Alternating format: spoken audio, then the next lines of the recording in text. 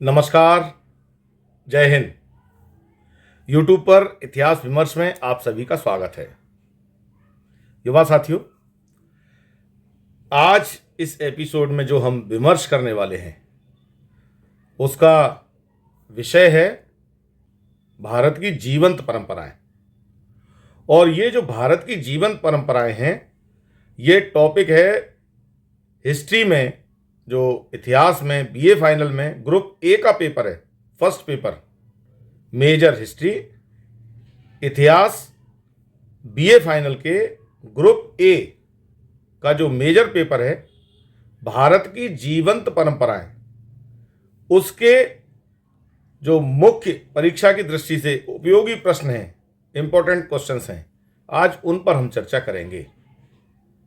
Living traditions इन ancient India, Bharat की जीवंत परंपराएं, ये पेपर का नाम है।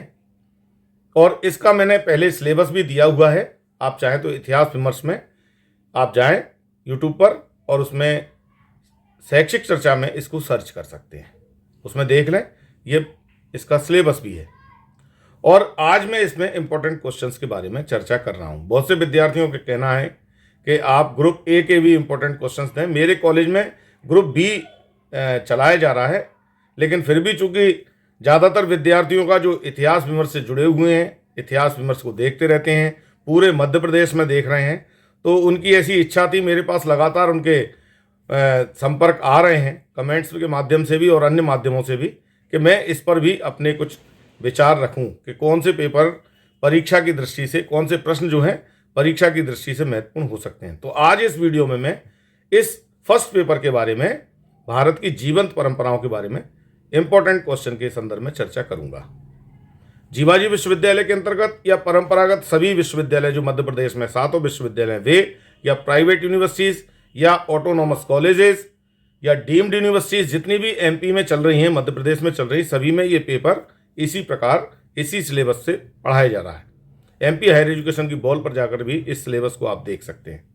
स्वयं पोर्टल के माध्यम से भी आप इसको देख सकते हैं। बहुत से विद्यार्थियों का कहना यह है कि इस विषय को लेके कॉलेज में बहुत ज़्यादा लिटरेचर उपलब्ध नहीं है और टीचर्स भी बताने की स्थिति में ज़्यादा नहीं है, इसलिए आप इसके बारे में कुछ बताएं।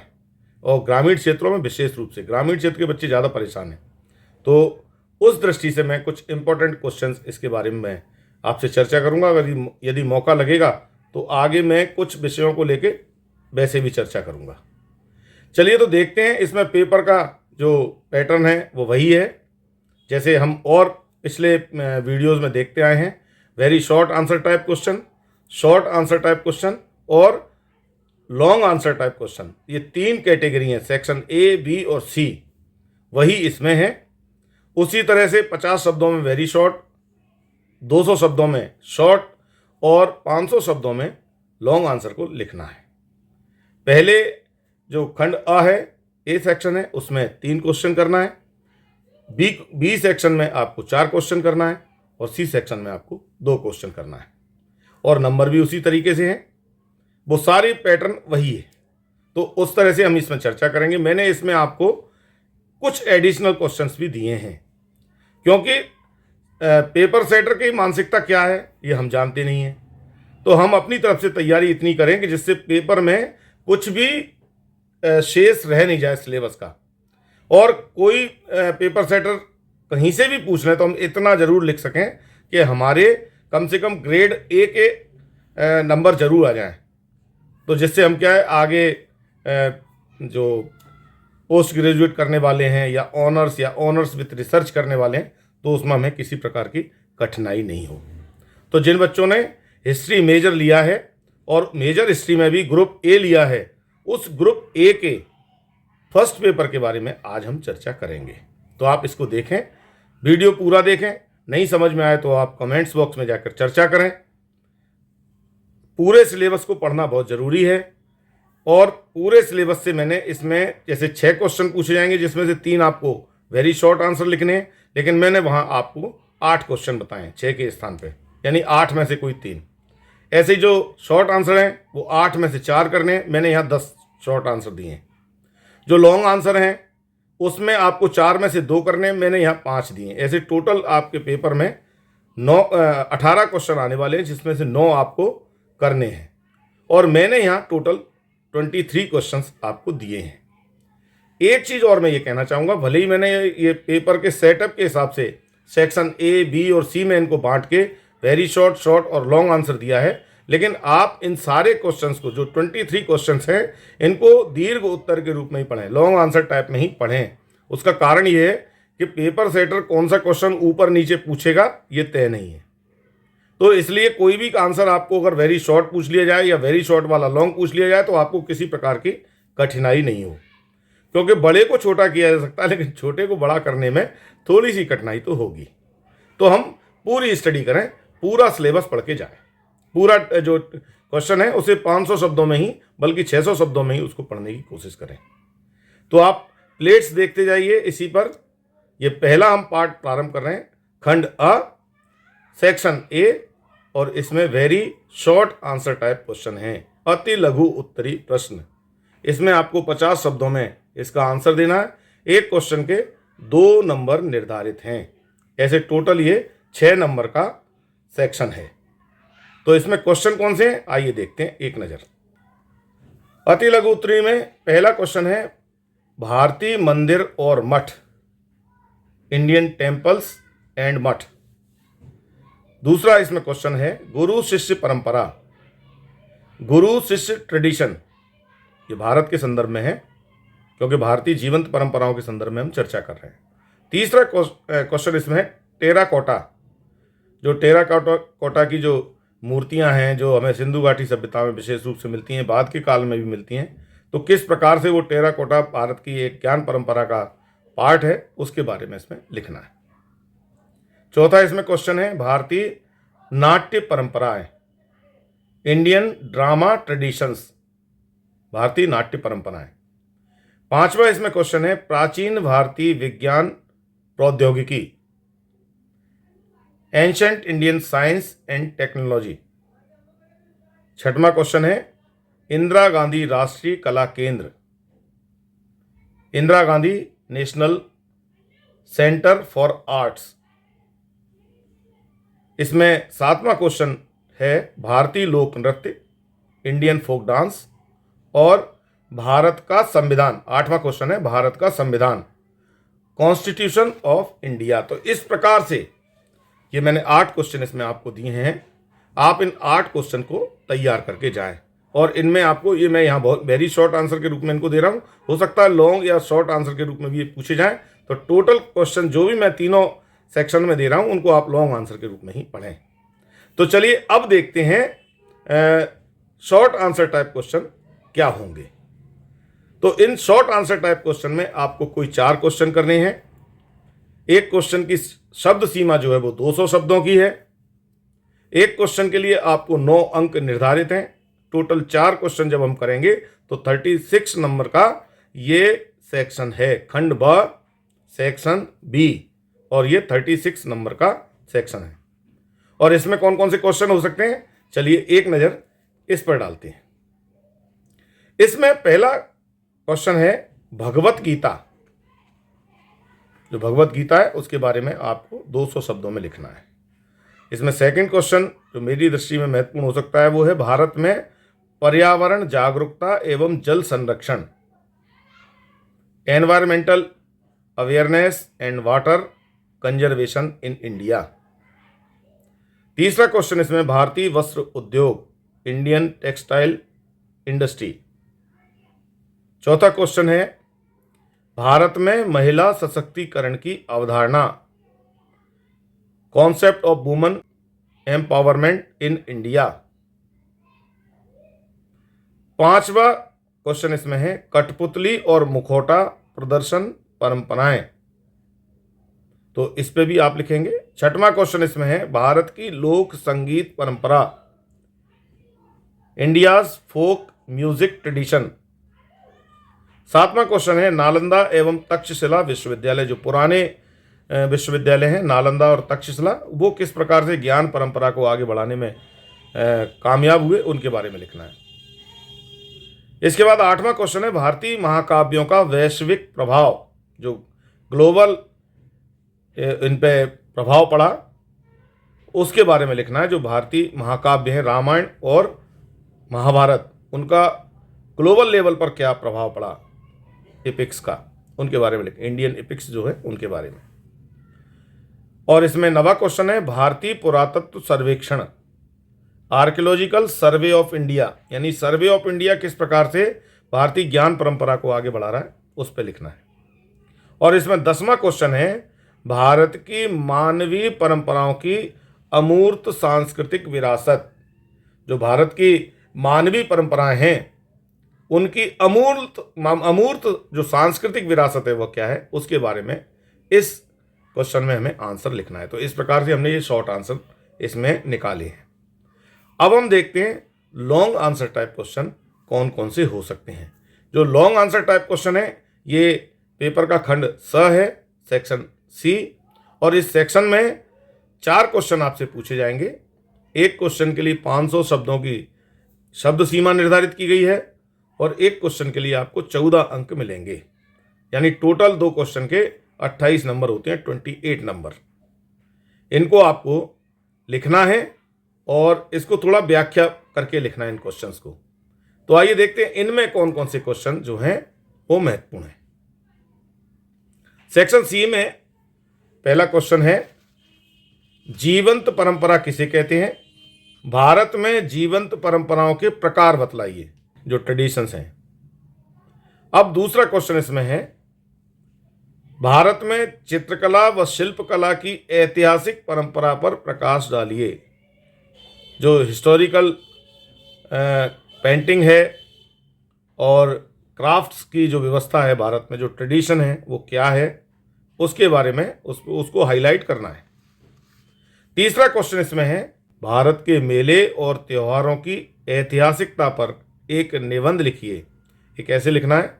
जो भारत के फेस्टिवल्स और फेयर्स, जो ट्रेड फेयर वगैरह जो होते हैं, उन मेलों की क्या परंपरा है, जिसमें साप्ताहिक हाट इत्यादि सब मेले, सब तरह के मेले शामिल हैं, उन सब पे एक लिखना है ज्ञान परंपरा की दृष्टि से।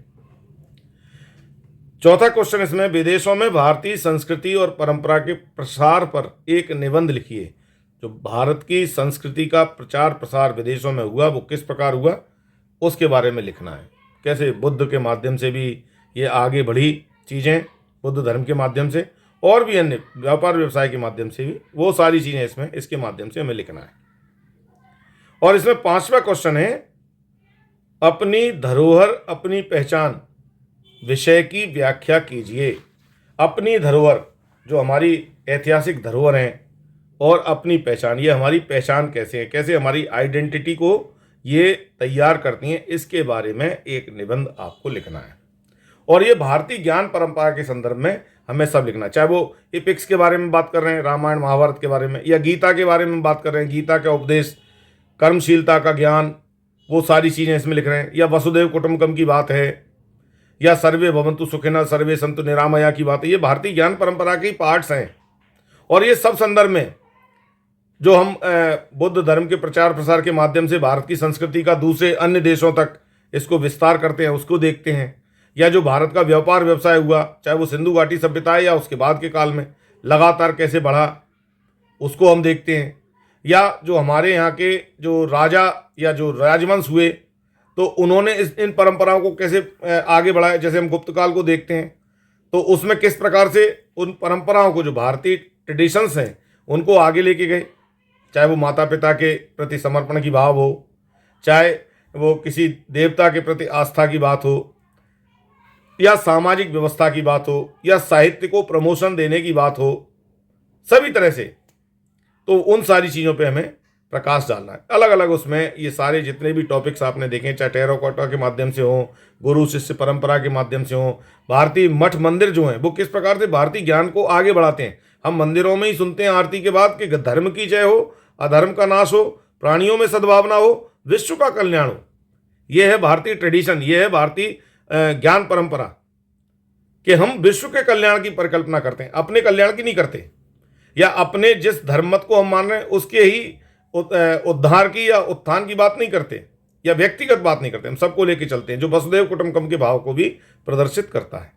तो ये भारतीय ज्ञान परंपरा या भारतीय प्राचीन जो विज्ञान प्रौद्योगिकी है, हम आज भी पंचांग देख के बता देते हैं सूर्य ग्रहण और चंद्र ग्रहण कब पड़ेंगे, कौन कौन से नक्षत्र कब आएंगे, कौन कौन सी व्यवस्थाओं में जो मानविकी है उनको समस्याएं आ सकती हैं, तो उनसे कैसे बचाव करें, वो सारी चीज़ें हमारी इन पंचांगों में छिपी हुई है। जो नक्षत्र विज्ञान के माध्यम से, ज्योतिष विज्ञान के माध्यम से, हम उसको विज्ञान कहते हैं, ये सब सामने आती हैं।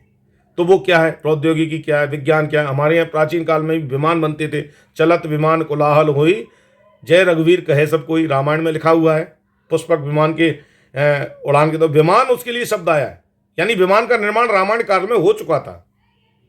या महाभारत काल में, जब महाभारत भी हम एपिक्स में देखते हैं, तो वो कैसे भारतीय ज्ञान परंपरा को आगे बढ़ा रहा है विज्ञान प्रौद्योगिकी में। जो धृतराष्ट्र का जो रथ चालक था, जो उसके रथ को चलाने वाला संजय था, ड्राइवर कह सकते हैं हम उसको, तो वो संजय से धृतराष्ट्र जो आंखों से देख नहीं सकते थे, और जो कुरुक्षेत्र में युद्ध चल रहा है कौरव और पांडवों के बीच में, तो वो संजय से पूछते हैं, और संजय बैठे कहाँ हैं, इंद्रप्रस्थ में, दिल्ली में बैठे हैं। युद्ध कहाँ चल रहा है, कुरुक्षेत्र में, हरियाणा में चल रहा है। और संजय से वो पूछते हैं कि मामका पांडवाश्चैव किम करोति संजय, तो वही बैठे बैठे वो लाइव टेलीकास्ट कर रहा है, जो हम आज वर्तमान में टीवी पे कमेंट्री देखते हैं, रनिंग कमेंट्री। तो वो रनिंग कमेंट्री कर रहे हैं, कौन आ गया, कौन रथी, कौन सारथी, कौन गिरा, कौन पराजित हुआ, बैठे बैठे। कितना बड़ा बेतार का तार था, कितना बड़ा दूरदर्शन था उस काल में। तो इस प्रकार की सारी चीजें धीरे धीरे सामने आ रही हैं, इतना जबरदस्त विज्ञान था। और वो सेतु बंधन आपने देखी है रामायण काल में, पूरे समुद्र पर सेतु बांध दिया बिना किसी एंगल के। और ये तो नासा तय कर चुका है कि वो मानव आधारित है, मानव द्वारा निर्मित है। कैसे भारतीय ज्ञान परंपरा, भारतीय विज्ञान प्रौद्योगिकी, भारत की जीवंत परंपराएं, और इनको संरक्षण देने के लिए जैसे इंदिरा गांधी राष्ट्रीय कला केंद्र क्या कर रहा है वर्तमान में, इस ज्ञान प्रौद्योगिकी परंपरा को आगे बढ़ाने में या जीवंत परंपराओं को आगे बढ़ाने में, ये सारी की सारी चीजें। या हम जैसे कठपुतली के खेल या मुखौटे की बात करते हैं, अब ये राजस्थान में कुछ सिमट कर रह गया, नहीं तो हम टेसू खेलते थे, हम झेंझी खेलते थे, इन पे भी कई सारे वीडियो मेरे इसमें है। ये लोकल परंपराएं हमारी जीवंत परंपराएं हैं, इनके माध्यम से, खेल खेल के माध्यम से हम संदेश देते थे। तो ये सारी की सारी चीजें, कैसे महिला सशक्तिकरण की बात हम करें यदि, तो नारी सशक्तिकरण हमारे हमेशा रहा। हम नव दुर्गाएं मनाते हैं, 9 दुर्गाएं वर्ष में 2 बार प्रकट और 2 बार गुप्त नवरात्र मनाते हैं। यानी नारी सशक्तिकरण हमारे कितना था भारत में। हम किसी भी देवता, जो पुरुष देवता है, उसको 1 दिन या 7 दिन अधिकतम याद करते हैं, लेकिन नारी जो शक्ति है, उस शक्ति की आराधना कितने दिन करते हैं, 9 मिला के 4 बार, 36 दिन वर्ष में, 365 दिन में से 36 दिन हम नारी की ही आराधना करते हैं, उसकी स्तुति करते हैं। यत्र नार्यस्त पूज्यन्ते रमन्ते तत्र देवता, ये है भारत की चिति, ये भारत की जीवंत परंपरा है। हमें अलग से सशक्तिकरण की आवश्यकता नहीं है। दुर्भाग्य से आर्थिक व्यवस्था को सशक्तिकरण मान लिया गया। नारी ही है जो माँ है, नारी ही है जो बहन है, नारी ही है जो पत्नी है, और यही हमें संस्कार देते हैं। मातृभाषा होती है, पितृभाषा कहीं नहीं होती किसी की भी। मदर टंग, देश विदेश सब जगह मदरलैंड, जननी जन्मभूमिश्च स्वर्गादपि गरीयसी, तो हम जननी को ही प्रथम मानते हैं। ये है नारी सशक्तिकरण, भारत की जो जीवंत परंपराएं, उसमें हमें कहने की आवश्यकता नहीं है। हम किसी एक दिन महिला दिवस नहीं मनाते, यूनेस्को मनाता है ना 8 मार्च को, हमारे यहाँ रोजाना है मातृदेवो भव पितृदेवो भव। हम पहले मातृदेवो भव कहते हैं, पितृदेवो सेकंड आता है। माता और पिता, पहले माता, सीता और राम, लक्ष्मी और नारायण, राधा और कृष्ण। नारी सशक्तिकरण समझिए, आप इतिहास के विद्यार्थी हैं, और किस तरह से उसको प्रदर्शित किया जा रहा है जैसे आधुनिक भारत में नारी सशक्तिकरण। नहीं नहीं नहीं नहीं, आप भारत की जीवंत परंपराओं में नारी सशक्तिकरण को, माया, घोषा, अपाला, गार्गे, मैत्री कौन थी, वैदिक काल में अपना आश्रम लेके पढ़ा रही थी, श्लोकों का पाठ कर रही थी। नारी सशक्तिकरण, तो ये हमें कहानी पूरी लिखनी है। नालंदा और तक्षशिला विश्वविद्यालय जैसे उन्होंने क्या किया वो लिखना है। पुरातत्व सर्वेक्षण ऑफ इंडिया जो है वो क्या कर रहा है, एएसआई क्या कर रही है, किस तरह से प्रोटेक्शन दे रहे हैं वो। जो पुराने मोनूमेंट्स हैं, पुरानी मूर्तियां हैं, उन सबको किस तरह से, क्यों इनके माध्यम से हम अपनी पहचान कर सकते हैं। जो धरोहर है वो हमारी पहचान है, हमारी आइडेंटिटी है, उसको पहचानना, ये जीवंत परंपराएं हैं। भारत की जो चित्रकला है, हम शैल चित्रकला देखिए, पाषाण काल की, प्राग ऐतिहासिक, प्री हिस्टोरिक जो रॉक पेंटिंग्स हैं, वो हमारे उस समय के जीवंत परंपरा को दिखा रहे हैं। जो न्यूलिथिक पीरियड है, नवपाषाण काल है, किस प्रकार से डेवलपमेंट होता है। सिंधु घाटी सभ्यता का जो सेकंड फेज है, जो कॉपर एज है, कॉपर एज में हम क्या थे, स्टोन एज में हम क्या थे, आयरन एज में हम क्या थे, सारी की सारी जीवंत परंपराएं हमारे पास हैं। और हम जो तब कर रहे थे वही आज कर रहे हैं। ये है परंपराएं जो सकारात्मक होती हैं, रूढ़ियां नकारात्मक होती हैं। रूढ़ियों को बदलना है, परंपराओं को बदलना नहीं। परंपरा हमारी पहचान, बहुत लंबी कहानी कह सकते हैं, कभी अपने कॉलेज में बुलाइए तो आएंगे, वहाँ चर्चा करेंगे, विषय पर चर्चा करेंगे। खैर, तो ये जो क्वेश्चन हमने इसमें निकाले हैं, इनको आप तरीके से पढ़ें, थोड़ा ब्रॉड माइंड पढ़ें। और 70 नंबर का आपका ये क्वेश्चन आने वाला है, 30 नंबर के आपके सीसी हैं जो आपको कॉलेज में जमा करने हैं। रेगुलर प्राइवेट सभी विद्यार्थियों के लिए यही रहने वाला है। तो आज हमने इस फर्स्ट पेपर पे भारत की जीवंत परंपराओं पर चर्चा की है। अगले वीडियो में मैं इसके सेकंड पेपर पर भी चर्चा करूंगा। यदि आपको ये पसंद आता है तो आप कमेंट्स बॉक्स में ज़रूर लिखें कि आप चाहते हैं या नहीं, और अगर नहीं कोई ज़्यादा कमेंट्स आएंगे तो मैं समझूंगा कि ये प्रयास व्यर्थ है, तो मैं फिर काय को मेहनत करूं अपनी तरफ से। तो यदि आपको चाहिए तो आप मुझे अधिक से अधिक कमेंट्स करके बताएं। जब आप कुछ चीज़ देखते हैं तो उस पर काम करने की इच्छा होती है, जब नहीं देखते हैं, बहुत से विद्यार्थियों ने लिखा तो मैं आज इसमें ये क्वेश्चन निकाल रहा हूँ। हालांकि मेरे कॉलेज में ये पेपर चल नहीं रहा, बहुत अच्छा पेपर है, बहुत आनंद आने वाला पेपर है, लेकिन नहीं चल रहा है। हमारे यहाँ बी पार्ट चल रहा है, बी ग्रुप चल रहा है। आप ए ग्रुप जहाँ चल रहा है वो इसका लाभ ले सकते हैं। वीडियो पसंद आए तो आप लाइक अवश्य करें। कई बार देखते हैं कि लोग देख तो लेते हैं, लाइक वगैरह नहीं करते, पता ही नहीं चलता कि हम जो संदेश जिनको देना चाहते हैं वहाँ तक पहुँच रहा है नहीं। तो आप लाइक भी करें। और इतिहास विमर्श से यदि अभी तक नहीं जुड़ पाए किसी कारण से, तो आप जुड़ें ज़रूर, क्योंकि इस चैनल के माध्यम से बहुत सारी चीज़ें हैं जो आपको मिलेंगी। मैं अभी तक देता आया हूँ। आप प्लेलिस्ट में जाके शैक्षिक चर्चा में उन सारी चीज़ों को देख भी सकते हैं। सब चीज़ें उपलब्ध हैं, और जो नहीं है आप मुझे लिखिए उसके बारे में। कई बार विद्यार्थी क्या जानकारी चाहता है कि ये जानकारी क्या है, देखता नहीं है। वीडियो देखें तो वो सारी जानकारी मैं ऑलरेडी बोल चुका हूँ, लेकिन बस वो अपने दिमाग में जो थॉट उसने बना लिया, बस उससे ज़्यादा बढ़ना नहीं चाहता। और ये आपके लिए बहुत खतरनाक स्थिति है। कोई भी चीज़ जानने से पहले, पूछने से पहले उसे कंप्लीट पढ़ लें।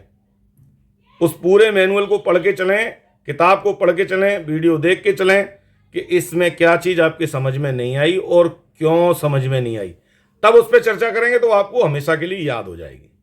चलिए, तो यदि आप इससे नहीं जुड़े हैं या आपके मित्र इससे नहीं जुड़े हैं तो आप इसे सब्सक्राइब कर सकते हैं। सब्सक्राइब करें, बेल आइकन पर जाएं और ऑल के ऑप्शन पर जाएं, जिससे इस चैनल के माध्यम से जो भी सूचनाएं मैं आपके लिए लेके आता हूं सबसे पहले आपको मिले।